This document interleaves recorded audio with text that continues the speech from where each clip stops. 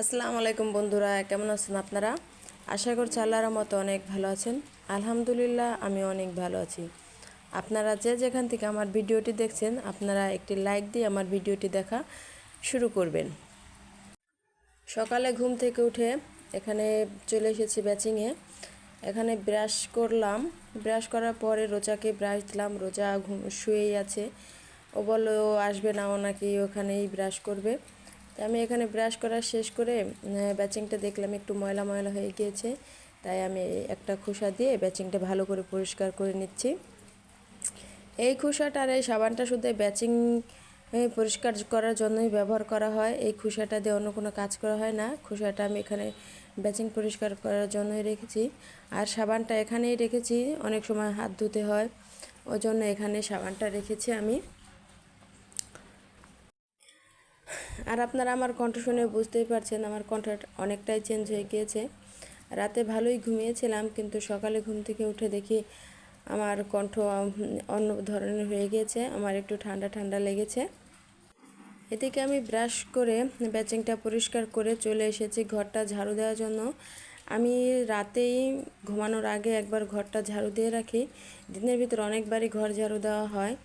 দেখা যায় দুপুরে দেওয়া হয়, সকালে দেওয়া হয়, দুপুরে দেওয়া হয়, আবার রাতেও দেওয়া হয়। এদিকে ঘরটা ঝাড়ু দিলাম। বারবার ঘর ঝাড়ু দেওয়ার কারণে তেমন ময়লা আবর্জনা হয় না। ঘরটা ঝাড়ু দিতে দিতেই আমার সেলাই মেশিনের বক্সটা পড়ে গিয়েছিল, আর ওইখান থেকে যে চকগুলো বের হয়েছিল ওই ময়লাটাই আমি ফেলে দিচ্ছি। এখানে যে ঝুড়িটা, এই ঝুড়িটা সব সময় শুধু শুকনা ময়লাই রাখা হয়, তাই আমি এটা রোজ রোজ ডাস্টবিনে ফেলি না। দেখা যায় সপ্তাহে একবার আমি এটা ফেলে দেই, শুধু শুকনো ময়লা, তো ওই জন্য এখানে কোনো গন্ধ হয় না। এদিকে ঘুম থেকে ওঠার পরে বিছনাটা ঠিক করা হয়নি, তাই আমি বিছনার চাদরটা চেঞ্জ করে নিব। বিছানাটা গুছানোর পরে আমি চলে এসেছি রান্নাঘরে। রান্নাঘরে দেখুন কি অবস্থা হয়ে আছে। আমি এখন একে একে সব কিছু পরিষ্কার করে নেব। রাতে রান্না করার পরে আমার তেমন ভালো লাগছিল না, তাই সব এখানে এলোমেলোই রেখে গিয়েছিলাম। কয়েকদিন যাবত আমার খুব খারাপ লাগতেছে, গ্যাসে একটু প্রবলেম করতেছে, সেজন্য। তাই যেদিন রাতে বেশি খারাপ লাগে সেদিন আমি রান্নাঘরটা তেমন একটা গোছগাছ করতে পারি না। এখন আমি রান্না করতে এসেছি, তাই রান্নাঘরটা একটু ভালো করে পরিষ্কার করে নেব। আমি এখন সকালে রান্না করে নেব। আমি সব কিছু গুছিয়ে নিয়েছি। প্যাচিংয়ের মধ্যে আমার অল্প থালাবাটি আমি রেখে দিয়েছি, কড়াই, এগুলো এখন আমি ভালো করে পরিষ্কার করে নেব ধুয়ে, আর সব কিছু সব নিজ নিজ জায়গায় রেখে দেব। আমি যখন অসুস্থ থাকি তখন দেখা যায় রোজার বাবা আমাকে অনেক হেল্প করে। শুক্রবারে সে আমাকে ডাকে না যেন একটু বেশি সময় ঘুমাতে পারি। এদিকে সকালে আমাদের শুক্রবারে দেখা যায় সকালের খাবার খেতে খেতে 10টা ওভার হয়ে যায়। আমি যখন অসুস্থ থাকি তখন দেখা যায় রোজার বাবা আমাকে অনেক হেল্প করে। আসলে স্বামী স্ত্রী যদি একে অপরকে কখনো হেল্প না করা হয় তখন কিন্তু খুব খারাপ লাগে, আরও অসুস্থ সময়। আমার ভিডিওতে যদি আমি কখনো মিউজিক ব্যবহার করি তখন দেখা যায় কপিরাইট চলে আসে। কপিরাইটের ভয়ে আমি কখনো মিউজিকও ব্যবহার করতে পারি না। আসলে এত কিছু সম্পর্কে জানি না, তো তাই হয়তো বা আমি অনেক চেষ্টা করছি কপিরাইট ছাড়া মিউজিক দেওয়ার জন্য, কিন্তু ওইভাবে পারতেছি না।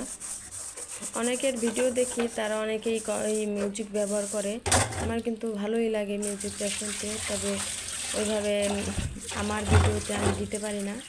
তবে যাই হোক, যদি বারে বারে সুরে প্রেম তোমায় কাঁদায়, তবে প্রেমিকা কোথায় আর প্রেমিকা কোথায়?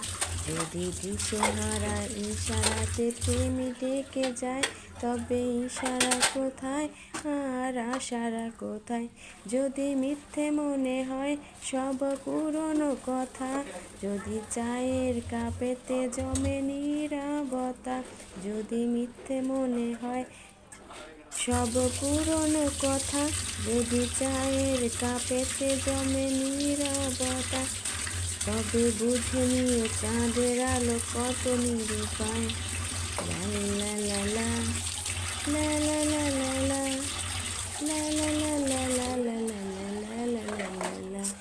আসলে আমার কণ্ঠ অত ভালো না, তো তারপরে একটু গান গেতে ইচ্ছে করলো, মন চাইলো, তাই করলাম। অবশ্য দেখা যায় বিয়ের পরে ওইভাবে মেয়েদের গান টান গাওয়া হয় না আমাদের। আমি হচ্ছে গিয়ে আগে কিন্তু ভালোই একলা একলা বান্ধবীরা মিলে আমরা গানের কলি গান এটি অনেক কিছুই করতাম। অনেক সময় দেখা যায় অনেক গান গজল অনেক কিছুই মুখস্থ ছিল, তবে এখন আর ওইভাবে কিছুই মুখস্থ নাই, আর করিও না। ওইভাবে এখন মনও চায় না, তবে শুনতে খুবই ভালো লাগে। এদিকে আমাদের মাসের শেষ, আমরা দেখতেই পাচ্ছেন অল্প কয়েকটা পেঁয়াজ নিয়ে এসেছে রোজার আব্বু। এটা কিনে আনা হয়নি, এটা আমার দেওয়ারের দোকান থেকে আনা হয়েছে। আসলে আমরা পেঁয়াজ রসুন এগুলা তেমন একটা কিনে খাই না, আমাদের এগুলা দেশের বাড়ি থেকে আসে। আমার মা দেখা যায় পেঁয়াজটা দেয় বছরের শুরুতেই, আমার শাশুড়িও দেয়। এতদিন আর কেনা লাগেনি, এখন মনে হচ্ছে কিছু কিনতে হবে, তবে মা বাড়িতে গেছে, মা আসার সময় আবার নিয়ে আসবে, তখন আবার কোনো অসুবিধা হবে না। এদিকে রান্নাঘরটা পরিষ্কার করে আমি চলে এসেছি সকালের খাবারটা রেডি করার জন্য। আমরা রাতে ভাত খাওয়ার পরে ভাত অনেকটাই থেকে গিয়েছিল, তাই এখন আমি ডিম দিয়ে ভাত ভেজে নেব। আমি এটাকে বলেছি এগ ফ্রায়েড রাইস, ঠিক আছে। অবশ্য ছোটোবেলায় অনেক সময় ভাত থাকলে দেখা গেছে মা ভাত এভাবে ভেজে দিত ডিম দিয়ে, সহজেই খেয়ে উঠে যেতাম। তবে এখন আমি সংসার জীবন আসার পরে মানে কি আমি এখন মাঝে মধ্যে করতেছি এই খাবারটা। অনেক সময় দেখা যায় তরকারি রান্না করতে হবে, সকালে রাতে ভাত খাওয়ার পর ভাত থেকে যায়, তাই আমি সকালে কি করব, এভাবে একটু ডিম দিয়ে ভাতটা ভেজে নেই। রোজার বাবা এটা নিয়ে কোনোই করে না, কিন্তু সেও আমি যদি তাকে এখন মরিচ পিস দিয়ে খেতে দিতাম শুধু, তাও সে খেত, সে কিছুই বলতো না। আমি ডিমের সাথে অল্প পরিমাণে লবণ দিয়ে দিয়েছি, যেন শুধু ডিমেই লবণটা হয়। আর আমি যখন ভাত দিব, ভাতের মধ্যে আলাদা করে লবণ দিয়ে দিব। আমার ডিমটা ঝুরি করা হয়ে গেছে, আমি এখন এর মধ্যে ভাতটা দিয়ে দিলাম। এর মধ্যে আমি বলেছি লবণ দিব, লবণটা দিয়ে এখন আমি ভাতটাকে ভালো করে ভেজে নিয়েছি। তবে এখানে তেলের পরিমাণটা একটু বেশি দিতে হবে। সকালের খাবার খেয়ে আমি এদিকে চলে এসেছি। আমার ব্যালকনিতে অনেক কাপড় চোপড় ছিল, আমি ধুয়ে দিয়েছিলাম, তো বৃষ্টির কারণে ঠিকমতো শুকায়নি, 2-3 দিন লাগছে শুকাইতে। যে কাপড় চোপড়গুলো রয়েছে আমি এখন এগুলাকে একে একে ভালো করে ভাঁজ করে নেব। এখন যেহেতু দুপুরের আগে, তাই আমি এগুলোকে এখন ভালো করে ভাঁজ করে নেব। আর এগুলো ভাঁজ করা হয়ে যাওয়ার পরে আমি চলে যাব রান্না করার জন্য, দুপুরের জন্য রান্না করার জন্য। আজকে যেহেতু শুক্রবার, রোজার আব্বু বাসায় আছে, সে কারণে আমার আজকে দুপুরে আবার রান্না করতে হবে। আমি দেখা যায় কি আমার হাতে একটু প্রবলেম আছে, ওই জন্যই আমি রোজ রোজ কাপড় চোপড় তেমন একটা ধুই না, ঠিক আছে। আমি কাপড় চোপড় পরে এক জায়গায় জমা করে রাখি, পরে একসাথে সবগুলা ধুয়ে দেই। খার কিংবা সাবান, হুলের গুঁড়া এগুলো ধরলে আমার হাতে নখে একটু প্রবলেম হয়, ওই জন্যই আমি সব একসাথে জমা করে তারপরে বেশি করে কাপড় চোপড় জমা হওয়ার পরে ধুয়ে দেই। রোজার বাবার কাপড় চোপড় দেখা যায় রোজার বাবাই 2-1 দিন পর পর নিজেই একটু পরিষ্কার করে নেয়, সে আমাকে তেমন বলে না, কারণ সে জানে আমার হাতে প্রবলেমের কথা। কিন্তু আমার আর রোজার কাপড় চোপড় দেখা যায় আমারই ধোয়া লাগে। রোজার কাপড় চোপড় আমার কাপড় চোপড় একসাথে করেই আমি ধুয়ে নেই। কাপড় চোপড়গুলো আমি ভাঁজ করে নিয়েছি। এখানে আমার মা চলে গিয়েছে, আবার আসবে 10 দিন পরে, সামনে শুক্রবার পর্যন্ত আল্লাহ তাকে আনলেছে, চলে আসবে। তাই মা আমার কাপড় চোপড়গুলো রেখে গিয়েছে। এখানে একটা মার শাড়ি আছে, একটা সুতি শাড়ি, তাই এগুলো সবই আমি ভাঁজ করে উঠিয়ে রাখবো সব। আসলে আমি আজকে শাড়ি পরেছি, আমার শাড়ি পরতে কিন্তু খুবই ভালো লাগে। হয়েছে কি ছোটোবেলা যখন মার সাথে যেতাম, মার্কেটে যেতাম, মা যখন শাড়ি কিনতো, মা কিন্তু আগে শাড়িই পরতো। এখন দেখা যায় মা গোল জামা পরে, কামিজ গোল জামা এগুলো পরে বেশি, কিন্তু আগে তো শাড়ি পরতো। তখন শাড়ি কিনতে গেলে দেখা যেত কি আমার দেখে খুব ভালো লাগতো শাড়িগুলো, মন চাইতো শাড়ি পরার। কিন্তু ভাবতাম যে আমি বড় হলে, বিয়ে হলে আমি সবসময় শাড়ি পরবো, কিন্তু বিয়ের পরে আর ওইভাবে আর হয় নাই। শাড়ি আমি তেমন একটা পরি না। এই যে আমি এই শাড়িটা হয়তো 3-4 বার পরেছি, তবে শাড়িটার বয়স 8-9 বছর। যখন আমরা ছোট থাকি তখন ভাবি যে বড় হব কবে, বড় হব কবে, কিন্তু যখন বড় হয়ে যায় তখন আর বড়োর জীবনটা একটুও ভালো লাগে না। তখন ভাবতাম যে কেন ছোট থেকে বড় হলাম। আমার অবশ্যই এই ফিলটা হয়, আপনাদেরও মনে হয় হবে এই ফিলটা। আমি কাপড় চোপড়গুলো ভাঁজ করে রেখে দিয়ে চলে এসেছি। আমার এখানে ছোট্ট একটা টেবিল দেওয়া আছে, তবে আমরা টেবিলে বসে এখানে খাই না। আগেও দেখেছেন, আমি অনেক ভিডিওতে বলেছি আমি টেবিলে আমরা খাওয়া দাওয়া করি না। এই টেবিলটা শুধু আমি এখানে রেখেছি আমার থালাবাটি রাখার জন্য। রান্নাঘর থেকে থালাবাটি আমি পরিষ্কার করে এখানে এমনি এনে জমা করে রেখেছি, এগুলোকে আর ঠিক করে রাখিনি। তাই এখন এগুলোকে একটা একটা করে আমি ভালো করে গুছিয়ে রাখতেছি। অবশ্য এলোমেলো থাকলে কিন্তু অনেক জায়গাও হয় না, অনেক জায়গায়ও হয় না। তবে গুছিয়ে রাখলে কিন্তু অল্প জায়গায় কিন্তু হয়ে যায় যদি গুছানো জানা যায়। আমি কিন্তু ওইভাবে তেমন একটা গুছানো ওইভাবে করতে পারি না, তবে চেষ্টা করি সবসময় একটু গুছিয়ে রাখার জন্যই। তবে ওইভাবে তেমন একটা হয়ে ওঠে না। দেখা যায় আমি গুছিয়ে রাখলাম, ওই যে রোজা একবার ছাড়া দুবার একটা জিনিস নিয়ে এলোমেলো করে রাখে, তৃতীয়বার দেখা যায় আমারই আলসি লাগে যে এগুলা কেন আমি এখন আবার করবো, গুছিয়ে রাখছি কিন্তু নষ্ট করে দিল। এদিকে র্যাকের উপরটাও একটু এলোমেলো ছিল, ওইটাও আমি একটু ভালো করে গুছিয়ে নিয়েছি।